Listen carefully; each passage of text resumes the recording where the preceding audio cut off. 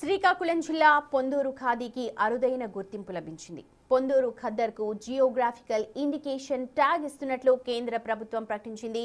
దీనిపై ఖాదీ కార్మికులు, సొసైటీ అధికారులు ఆనందం వ్యక్తం చేస్తున్నారు. పొందూరు ఖాదీ పేరుతో చాలా మంది నకిలీ వస్త్రాలు అమ్ముతున్నారని, ఈ జిఐ ట్యాగ్తో నకిలీలకు చెక్ పెట్టొచ్చు అంటున్నారు. పూర్తి సమాచారాన్ని మా ప్రతినిధి షణ్ముఖ్ అందిస్తారు.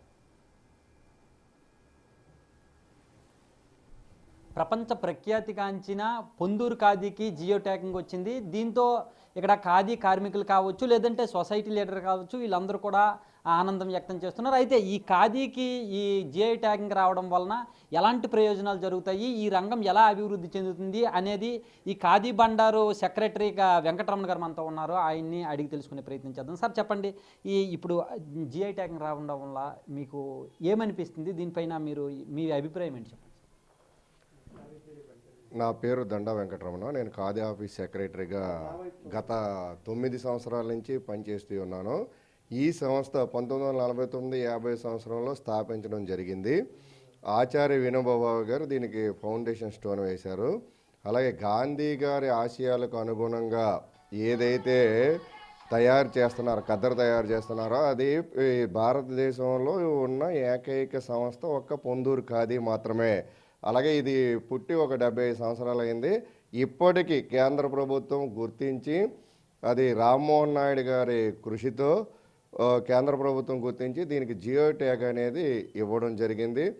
ఈ జియో ట్యాగ్ రావడం అనేది మేము నేత వాళ్ళమని, ఒడుకు వాళ్ళమని, స్టాఫ్ అవని అందరూ కూడా ఎంతో ఆనందాన్ని వ్యక్తం చేస్తూ ఉన్నాం. ఏమైనా రాష్ట్ర ప్రభుత్వం కానీ కేంద్ర ప్రభుత్వం కానీ ప్రభుత్వాలు చొరవ తీసుకొని చేయాలి తప్ప ఇది మన చేతుల్లో ఏమీ లేదు.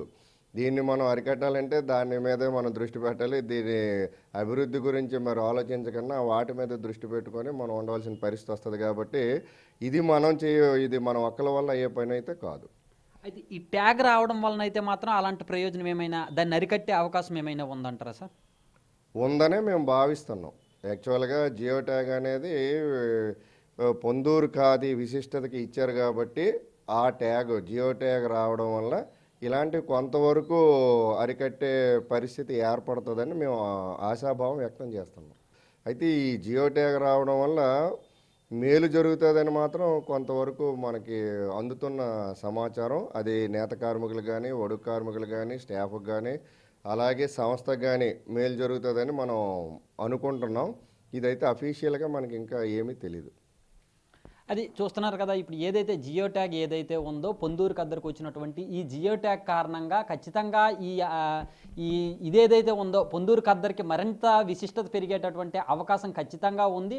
అయితే దీనివల్ల పూర్తి ప్రయోజనాలు అనేవి ముందు ఎలా ఉంటాయి అనేది ముందు తెలుస్తాయి అని చెప్పేసి కూడా ఇక్కడ ఉన్నటువంటి నేత కార్మికులు కావచ్చు, ఈ సొసైటీ అధికారులు కావచ్చు, వీళ్ళందరూ కూడా చెప్తున్నటువంటి పరిస్థితి.